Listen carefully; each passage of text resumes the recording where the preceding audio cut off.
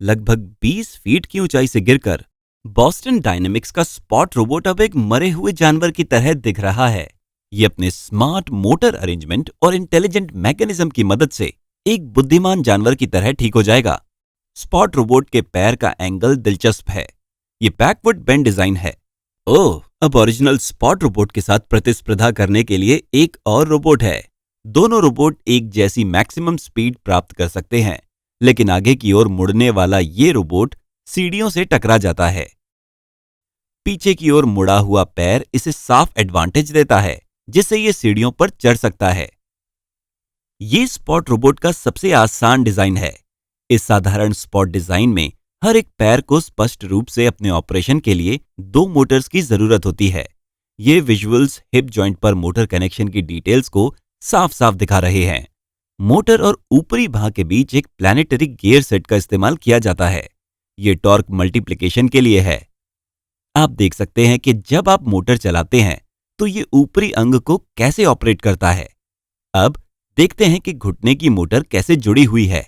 घुटने की मोटर का स्टेटर ऊपरी अंग के निचले सिरे से जुड़ा होता है। निचला अंग अब घुटने के मोटर के रोटर से जुड़ा है। ये एक दिलचस्प अरेंजमेंट है। एक मोटर ऊपरी अंग को सपोर्ट करती है और ये अंग दूसरे मोटर को सपोर्ट करता है। इन 8 मोटर्स का इस्तेमाल करके आप 8 अंगों के लिए किसी भी एंगल को हासिल कर सकते हैं। अब हम रोबोट के साथ एक कंट्रोलर जोड़ सकते हैं और इन एंगल्स को रैंडमली बदल सकते हैं। स्पष्ट रूप से अगर हम इसमें सिर्फ रैंडम एंगल्स डालते जाएंगे तो रोबोट कोई भी सही मूवमेंट्स नहीं कर पाएगा। स्पॉट रोबोट अटक भी सकता है। हम प्रकृति की नकल कर सकते हैं और इस समस्या को हल कर सकते हैं। यहां हम एक कुत्ते के चलते समय उसके अंगों के एंगल्स को अलग अलग समय पर रिकॉर्ड कर रहे हैं। अब रोबोट में ये एंगल्स फीड करते हैं। हुर्रे! रोबोट आसानी से आगे बढ़ रहा है। हालांकि इस डिजाइन के साथ स्पॉट की बैटरी चार्ज जल्दी खत्म हो जाती है। आइए विश्लेषण करते हैं कि ऐसा क्यों हो रहा है। जब हिप की मोटर घूमती है तो उसे ऊपरी अंग, निचले अंग और घुटने की मोटर का भी भार उठाना पड़ता है। लेग लिफ्टिंग ऑपरेशन के दौरान मोटर पर काम कर रहे अलग अलग फोर्सेस को यहां दिखाया गया है। आप इस लिफ्टिंग के लिए आवश्यक पावर को सिर्फ घुटने की मोटर को हिप की मोटर के करीब ले जाकर कम कर सकते हैं, क्योंकि घुटने की मोटर का वजन लगभग हिप की मोटर के बराबर होता है, इसलिए आवश्यक टॉर्क काफी कम हो जाता है। लेकिन निचले हाथ को कैसे नियंत्रित किया जाएगा? ये घुटने की मोटर से बहुत दूर है। इसका जवाब स्पष्ट रूप से घुटने की मोटर और निचले अंग के बीच एक मैकेनिज्म है। इस मैकेनिज्म को समझने से पहले एक छोटा डिजाइन चेंज करते हैं ताकि टॉर्क की आवश्यकता थोड़ी कम हो जाए। इन सभी भारी पैरों को पतले कार्बन फाइबर वाले पैरों से बदल लें। अब घुटने के जोड़ को ऑपरेट करने के लिए बॉस्टन डायनेमिक्स के इंजीनियर्स के मैकेनिज्म पर बात करते हैं।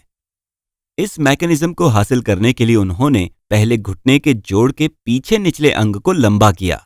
अब अगर मोटर निचले अंग की नोक को एक लिनियर मोशन दे सकती है तो ये स्पष्ट रूप से घूमेगी। एक मोटर से लिनियर मोशन उत्पन्न करने का सबसे अच्छा तरीका एक बॉल स्क्रू मैकेनिज्म है। और अच्छे से समझने के लिए आइए इस बोल्ट को देखें जो सीधे मोटर से जुड़ा है। जब मोटर घूमती है तो नट और बोल्ट एक हिस्से के रूप में एक साथ घूमते हैं। यहां कोई लीनियर मोशन नहीं है। हालांकि जब आप नट को रोकेंगे तो आपको नट से एक लीनियर आउटपुट मोशन मिलेगा। अगर बॉल नट को रोका नहीं जाएगा तो बॉल स्क्रू अरेंजमेंट में भी कोई लीनियर मोशन नहीं होगा। यही कारण है कि एक कैरियर का इस्तेमाल किया जाता है। कैरियर बॉल नट के रोटेशन को रोकता है और बॉल नट लीनियर रूप से चलता है। बहुत बढ़िया। अब दूर से एक मोटर का इस्तेमाल करके निचले अंग को काफी एक्यूरेटली कंट्रोल किया जा सकता है।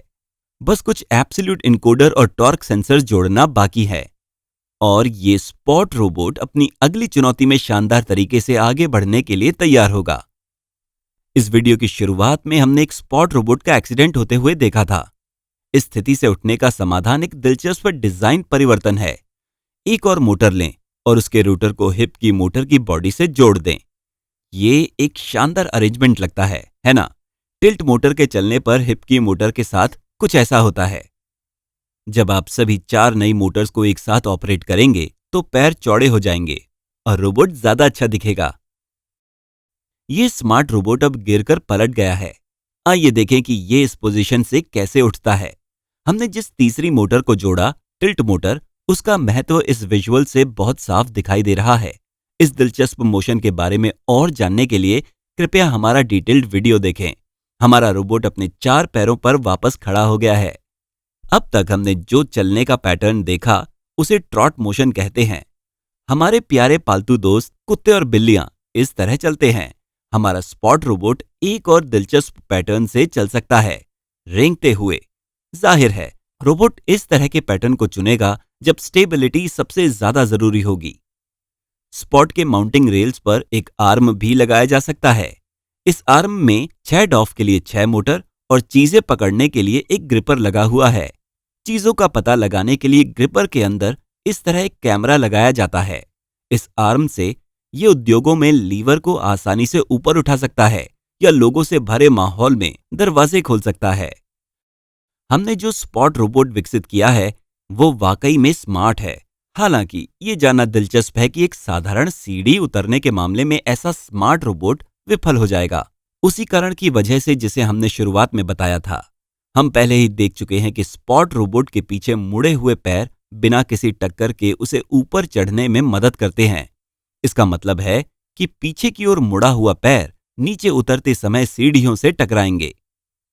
इस समस्या को हल करने के लिए ये रही एक ट्रिक।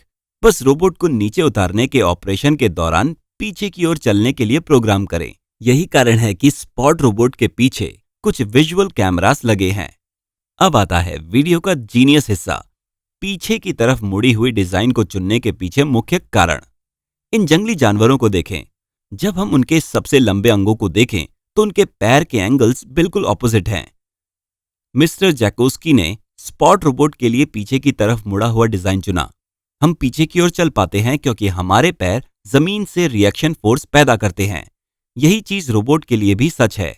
एक अच्छे रोबोट डिजाइन में दोनों मोटर्स को इस रिएक्शन फोर्स का विरोध करना चाहिए या रोबोट मोशन में एक्टिवली भाग लेना चाहिए। किस डिजाइन में ये क्वालिटी है, इसका जवाब जानने के लिए आइए एक एक्सपेरिमेंट करते हैं। लेकिन यहां हम इलेक्ट्रिक मोटर्स के बजाय टॉर्शन स्प्रिंग्स का इस्तेमाल करेंगे। आपको क्या लगता है इन दोनों डिजाइन्स में से स्प्रिंग्स कौन से वाले में कंप्रेस होंगे?